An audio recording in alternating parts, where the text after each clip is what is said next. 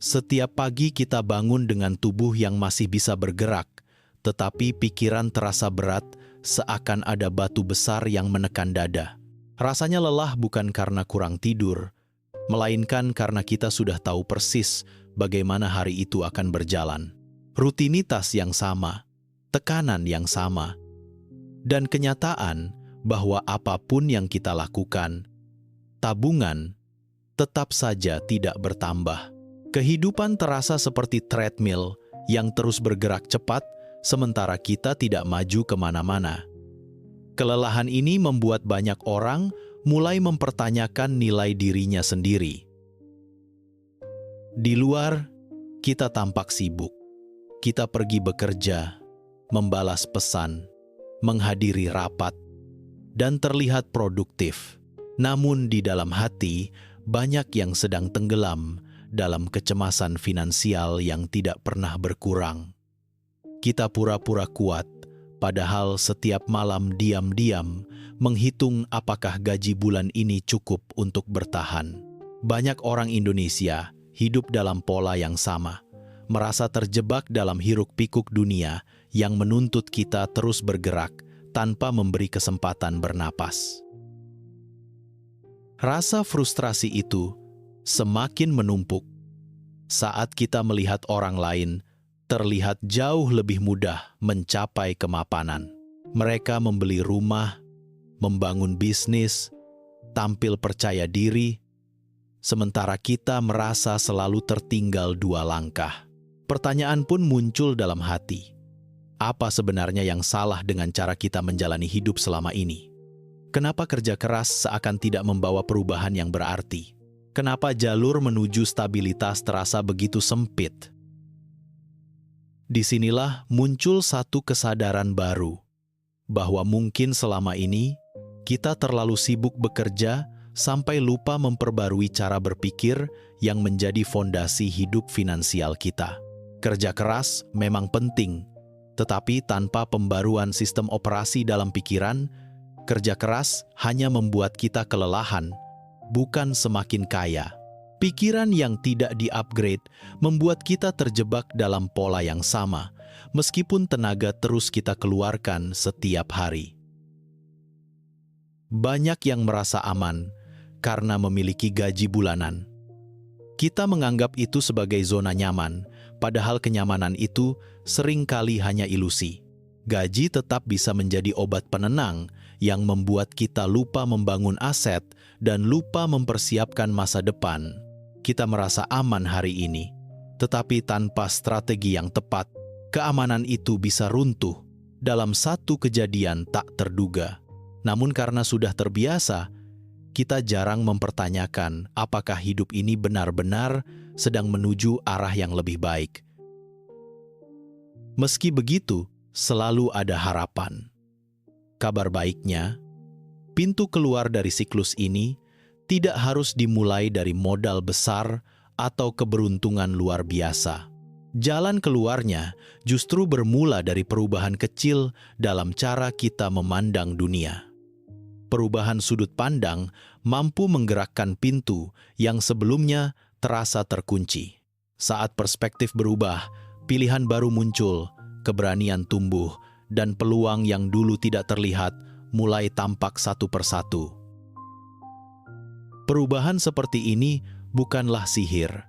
Tidak ada trik instan, yang ada adalah mekanisme logis yang bekerja perlahan namun pasti.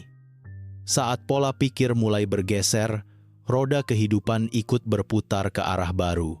Mungkin tidak terasa dalam 1 atau 2 hari, tetapi seiring waktu, kita mulai menyadari bahwa hidup tidak lagi sama. Rasa lelah berkurang, arah menjadi lebih jelas, dan hati mulai percaya bahwa perjalanan menuju hidup yang lebih kaya dan bermakna benar-benar mungkin. Banyak dari kita tumbuh dalam lingkungan yang secara halus menanamkan mentalitas kekurangan. Sejak kecil kita mendengar kalimat hati-hati, nanti uangnya habis, atau jangan bermimpi terlalu tinggi.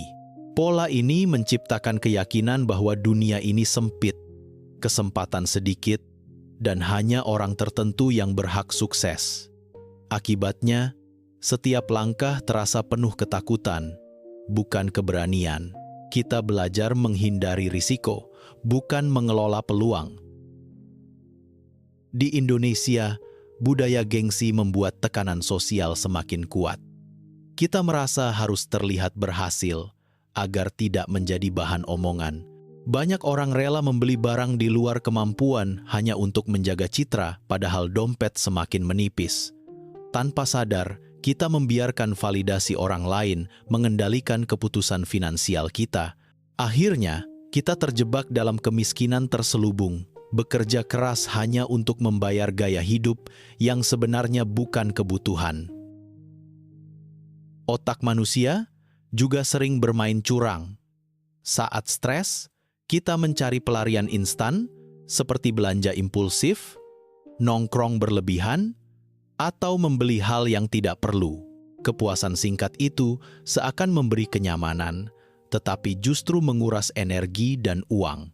Kebiasaan ini muncul bukan karena kita boros, melainkan karena tubuh sedang mencari cara cepat untuk meredakan ketidakbahagiaan batin. Namun, harga yang harus dibayar justru semakin menyulitkan kondisi finansial kita. Di sisi lain, banyak yang hidup dengan pola pikir korban keadaan. Semua kesalahan dilemparkan keluar diri, entah itu pemerintah, kondisi ekonomi, atau keluarga yang tidak mendukung. Padahal sikap seperti ini membuat kita kehilangan kontrol atas hidup sendiri. Selama kita menyalahkan faktor eksternal, kita tidak akan pernah melihat kekuatan yang sebenarnya sudah ada dalam diri untuk mengubah keadaan. Fenomena membandingkan hidup juga semakin merajalela. Kita melihat media sosial seperti etalase kesuksesan orang lain, namun hanya melihat sisi yang sudah dipoles rapi. Sementara itu, kita membandingkannya dengan kondisi asli kita yang penuh kekurangan. Perbandingan ini melahirkan rasa iri, minder, bahkan dendam yang perlahan menggerogoti semangat. Kita lupa bahwa setiap orang memiliki perjalanan dan waktunya masing-masing. Emosi negatif yang disimpan terlalu lama membawa dampak lebih besar daripada yang kita sadari. Iri, marah, dan kecewa menguras energi mental hingga kita tidak lagi punya tenaga untuk menciptakan sesuatu yang produktif. Tubuh kita ikut terpengaruh, tidur terganggu, konsentrasi menurun, dan motivasi melemah. Padahal energi itu seharusnya digunakan untuk berinovasi, belajar, atau memperbaiki kualitas hidup. Inilah saatnya menyadari bahwa software lama dalam pikiran kita penuh dengan bug. Terlalu banyak ketakutan, terlalu banyak keyakinan yang tidak lagi relevan, dan terlalu banyak program lama yang menghambat pertumbuhan. Sebelum mengunduh program kekayaan yang baru, kita harus berani menghapus file-file usang tersebut. Prosesnya mungkin tidak nyaman, tetapi tanpa langkah ini, kita akan terus berjalan dengan sistem yang lambat dan mudah error. Perubahan besar sering dimulai dari satu pertanyaan sederhana. Apa sebenarnya arti kaya bagi diri kita? Banyak yang mengira kekayaan hanya soal angka di rekening, padahal maknanya jauh lebih dalam. Kaya berarti memiliki kendali atas waktu, kebebasan memilih arah hidup, dan kemampuan menjalani hari tanpa rasa takut akan masa depan. Ketika definisi ini bergeser, cara kita menilai diri sendiri juga ikut berubah. Di tahap ini, kita mulai mengenal konsep mentalitas kelimpahan, keyakinan bahwa dunia tidak sesempit yang kita bayangkan, bahwa peluang selalu muncul bagi mereka yang siap melihatnya, bahwa kesuksesan orang lain bukan ancaman, melainkan bukti bahwa jalan itu mungkin ditempuh. Pola pikir ini menghapus rasa iri dan digantikan dengan rasa terinspirasi. uang pun mulai dipandang secara berbeda. Dulu, kita mengejarnya seperti budak yang takut kehilangan tuannya. Tetapi, kini kita melihat uang sebagai alat tukar nilai. Ia datang ketika kita memberi manfaat kepada orang lain. Dengan cara pandang ini, fokus kita beralih dari mencari keuntungan menjadi menciptakan solusi. Hasil akhirnya justru lebih stabil dan berkelanjutan. Pergeseran ini juga mengubah cara kita menggunakan uang. Setiap pengeluaran tidak lagi didorong oleh emosi sesaat, tetapi dilihat sebagai investasi untuk tumbuh. Kita mulai rela mengeluarkan biaya untuk belajar, meningkatkan keterampilan, dan membangun aset yang menghasilkan. Pengeluaran berubah menjadi benih yang ditanam untuk masa depan, bukan sekadar hilang tanpa jejak. Ketika pola pikir mulai membaik, kita juga berhenti mencari validasi dari luar. Kita tidak lagi membutuhkan tepuk tangan orang lain untuk merasa bernilai. Rasa cukup muncul dari dalam, dari pemahaman bahwa kita sedang berkembang. Ketika ketenangan ini tumbuh, hidup terasa lebih ringan. Keputusan tidak lagi dipengaruhi oleh tekanan sosial. Namun untuk bisa melangkah jauh, kita perlu memaafkan diri sendiri. Banyak orang terjebak pada penyesalan finansial masa lalu. Merasa bersalah karena pernah salah ambil langkah. Padahal kesalahan adalah bagian dari proses belajar. Memaafkan diri memungkinkan kita berjalan lagi tanpa beban. Kita tidak bisa membangun masa depan dengan tangan yang masih menggenggam rasa penyesalan. Pada akhirnya, perubahan ini seperti mengganti lensa kacamata. Dunia yang tadinya tampak suram perlahan menjadi lebih jernih. Kita mulai melihat jalur peluang yang selama ini tersembunyi. Warna-warni kehidupan kembali terlihat. Dan hati mulai percaya bahwa kelimpahan bukan hanya mimpi, tetapi sesuatu yang bisa diciptakan melalui cara berpikir yang tepat. Ketika pola pikir berubah, otak mulai bekerja dengan cara yang berbeda. Pikiran yang lebih sehat mengaktifkan sistem RAS, bagian otak yang menyaring informasi penting. Jika dulu kita hanya melihat masalah, kini kita mulai melihat peluang yang sebelumnya tidak terlihat. Peluang usaha, peluang kerja sampingan, peluang kolaborasi, bukan karena dunia tiba-tiba berubah, tetapi karena kita akhirnya siap melihatnya. Kepercayaan diri yang tumbuh membuat kita berani melangkah lebih jauh. Kita mulai bernegosiasi dengan lebih tenang, berani meminta kenaikan gaji, berani memasang harga yang layak untuk jasa kita. Keberanian ini muncul bukan karena kita sombong, tetapi karena akhirnya kita merasa pantas dihargai. Dunia seringkali menilai kita sesuai standar yang kita tetapkan sendiri. Pola komunikasi pun ikut berubah. Kita tidak lagi mengeluh setiap kali bertemu orang, tetapi mulai banyak bertanya, mendengar, dan belajar. Sikap ini menarik perhatian mentor, teman seperjalanan, dan partner berkualitas. Orang-orang seperti itu hanya ingin dekat dengan mereka yang mau bertumbuh. Lingkungan baru ini menjadi fondasi kuat yang mendorong kita naik ke level berikutnya. Disiplin finansial juga tidak lagi terasa menyiksa. Menabung, mencatat pengeluaran, atau menyisihkan dana investasi bukan lagi beban, melainkan ekspresi rasa sayang pada diri sendiri di masa depan. Kita sadar bahwa keputusan hari ini adalah perlindungan bagi masa depan kita.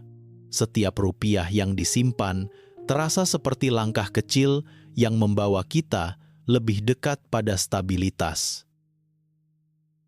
Ketenangan pikiran yang terbentuk membuat proses pengambilan keputusan menjadi jauh lebih jernih. Kita tidak lagi mudah panik ketika melihat promo besar atau tergoda investasi berisiko tinggi.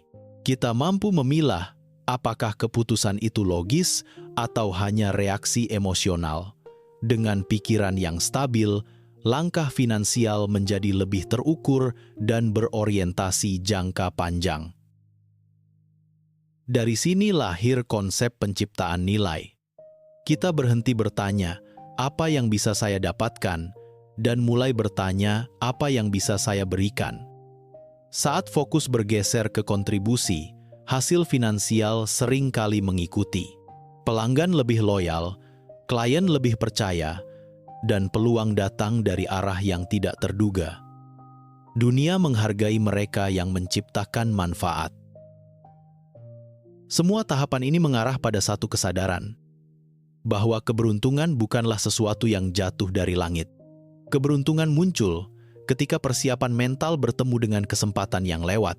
Orang yang siap akan melihat peluang itu dan berani mengambilnya. Dengan pola pikir yang tepat, peluang tidak lagi menjadi angin lalu, tetapi menjadi titik awal perjalanan menuju kehidupan yang lebih mapan. Saat kita mulai berubah, tidak semua orang akan ikut senang. Lingkungan lama mungkin merasa kita berbeda dan mulai melabeli kita sombong atau berjarak. Padahal, kita hanya sedang memperbaiki diri dan mencoba keluar dari pola hidup yang tidak sehat. Reaksi mereka seringkali muncul karena ketidaksiapan melihat perubahan yang tidak mereka lakukan. Ini adalah hal yang wajar dalam proses pertumbuhan. Dalam budaya Indonesia, tantangan menjadi semakin kompleks karena banyak yang hidup dalam kondisi generasi sandwich. Kita bekerja bukan hanya untuk diri sendiri, tetapi juga untuk keluarga besar. Ketika kita mulai menetapkan batasan finansial yang sehat, sebagian orang mungkin salah paham dan menganggap kita pelit. Padahal batasan ini justru penting agar kita tidak kembali jatuh dalam lingkaran tekanan yang sama. Ada pula fase kesepian yang sering muncul. Kita tidak lagi cocok dengan lingkungan lama, tetapi belum sepenuhnya masuk ke lingkungan baru yang sejalan dengan tujuan hidup kita. Di titik ini, perjalanan terasa sunyi. Namun, kesunyian bukan tanda kegagalan, melainkan ruang pertumbuhan yang sedang mempersiapkan kita menjadi lebih kuat. Banyak orang sukses pernah melewati fase ini. Perjalanan menuju perubahan seringkali tidak menunjukkan hasil cepat. Grafiknya datar di awal. Kita belajar, berusaha, menabung, tetapi hasilnya tidak langsung terlihat. Namun justru di masa ini, mental harus paling kuat. Sama seperti bambu yang menumbuhkan akar ke dalam sebelum tumbuh tinggi, proses internal kita sedang bekerja mempersiapkan lompatan besar. Rasa ragu juga bisa tiba-tiba muncul. Kita merasa tidak pantas sukses, kita merasa kemampuan kita masih kurang. Inilah yang disebut imposter syndrome, musuh halus yang mencuri keyakinan. Namun perasaan tidak layak bukan berarti kita tidak mampu. Itu hanya tanda bahwa kita sedang memasuki wilayah baru yang lebih besar dari zona nyaman kita. Dalam perjalanan ini, kegagalan hampir pasti datang, tetapi kita bisa memilih perspektif dalam menghadapinya. Kegagalan bukan tanda harus berhenti, melainkan data tambahan untuk memperbaiki strategi. Setiap langkah salah bisa menjadi guru terbaik. Tidak ada orang berhasil yang tidak pernah jatuh. Bedanya hanya pada cara mereka bangkit. Semua tantangan ini pada akhirnya adalah filter alam semesta. Filter yang memastikan kita benar-benar siap memegang tanggung jawab lebih besar. Ketika kita berhasil melewati tahap ini, dunia mulai membuka ruang yang lebih luas. Kita menjadi pribadi yang lebih matang, lebih kuat, dan lebih mampu mengelola kehidupan yang lebih tinggi nilainya. Ketika kebutuhan dasar mulai aman, cara kita memandang hidup perlahan berubah. Kita tidak lagi hanya fokus pada bagaimana bertahan, tetapi mulai bertanya bagaimana memberi dampak. Hidup bergeser dari mode survival menjadi significance. Kita merasakan ruang yang lebih luas untuk menata tujuan yang lebih tinggi, bukan sekadar mengejar angka di rekening. Perjalanan hidup mulai terasa lebih dalam dan membumi. Di tahap ini, kebebasan waktu menjadi harta yang sangat berharga. Kita bisa hadir sepenuhnya bersama orang-orang tercinta tanpa terganggu kecemasan atau tekanan pekerjaan. Momen sederhana seperti makan malam bersama atau menemani anak bermain terasa lebih bermakna. Kehadiran yang utuh menjadi bentuk kekayaan yang tidak bisa ditukar dengan uang. Kita juga mulai memahami bahwa memberi adalah salah satu bentuk kelimpahan tertinggi. Ketika kita memberi tanpa rasa takut kekurangan, hati terasa lebih ringan. Kebaikan yang mengalir keluar menciptakan rasa syukur yang melimpah dalam diri. Kita menyadari bahwa kekayaan bukan hanya tentang apa yang kita miliki, tetapi tentang kemampuan berbagi tanpa kehilangan ketenangan. Kesehatan fisik dan mental pun menjadi prioritas baru. Dengan pikiran yang lebih tenang, tubuh lebih mudah pulih, tidur lebih berkualitas, dan stres tidak lagi mendominasi hari-hari kita. Kita mulai merawat diri dengan lebih bijak karena menyadari bahwa tubuh adalah aset utama yang menentukan kualitas hidup. Semakin sehat kita, semakin besar kapasitas kita untuk berkarya. Pekerjaan atau bisnis yang dulu terasa berat kini berubah menjadi panggilan jiwa. Kita melihatnya bukan lagi sebagai kewajiban, tetapi sebagai bentuk kontribusi. Setiap aktivitas terasa lebih bermakna karena kita tahu apa tujuan besar di baliknya. Bahkan tantangan kerja pun terasa sebagai bagian dari ibadah dan proses pertumbuhan, bukan lagi sumber stres utama. Ketenangan batin mulai mengisi hari-hari kita. Saat meletakkan kepala di bantal, kita merasakan kedamaian karena tahu langkah yang kita ambil sudah selaras dengan tujuan hidup. Kita tidak lagi merasa tersesat atau berada di jalur yang salah. Ada keyakinan yang tumbuh bahwa setiap hari membawa kita lebih dekat pada versi terbaik diri kita. Pada akhirnya, kita menyadari bahwa kekayaan sejati lahir ketika kita mampu menikmati hal-hal sederhana dengan hati yang penuh syukur. Senyum keluarga, udara pagi, waktu luang, kesehatan, dan kebebasan pikiran adalah bentuk kekayaan yang tidak bisa dibeli dengan uang. Hidup terasa lebih bermakna karena kita tidak hanya bertambah secara materi, tetapi juga bertumbuh secara batin. Semua gambaran hidup yang lebih damai, lebih kaya, dan lebih bermakna tidak akan pernah menjadi kenyataan jika hanya berhenti sebagai wacana. Sesuatu hanya berubah ketika kita berani mengambil satu langkah kecil yang nyata.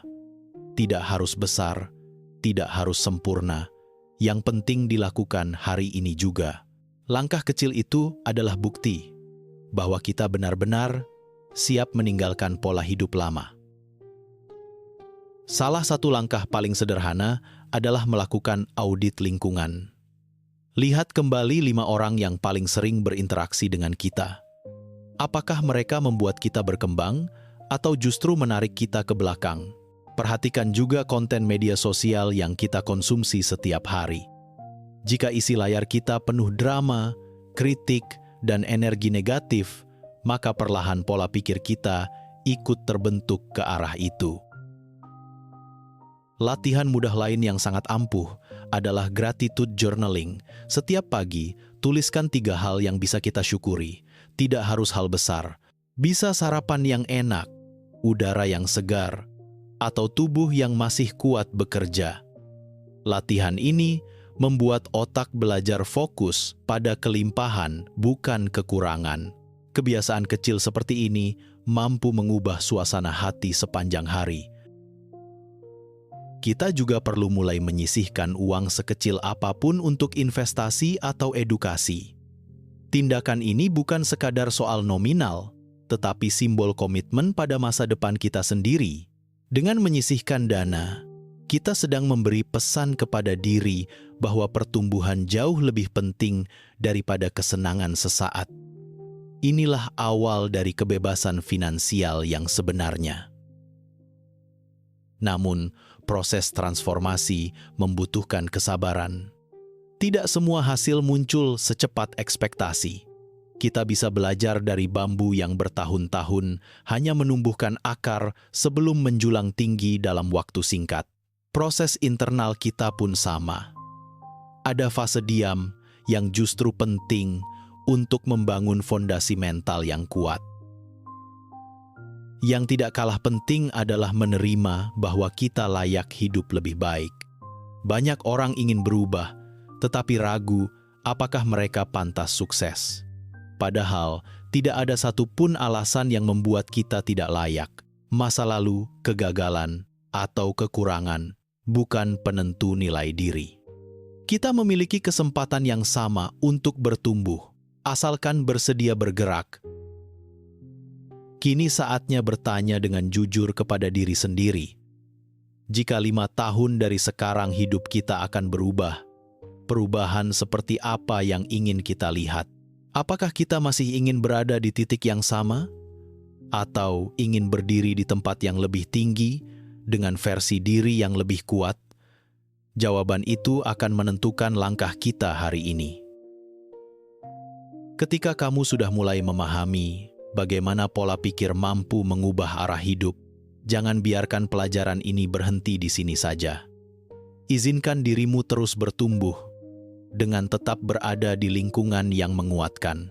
Jika kamu merasa narasi seperti ini membantu membuka perspektif baru, tetaplah bersama kami di Mindset Kaya, agar setiap langkahmu menuju hidup yang lebih mapan dan bermakna selalu ditemani pengetahuan yang memberdayakan.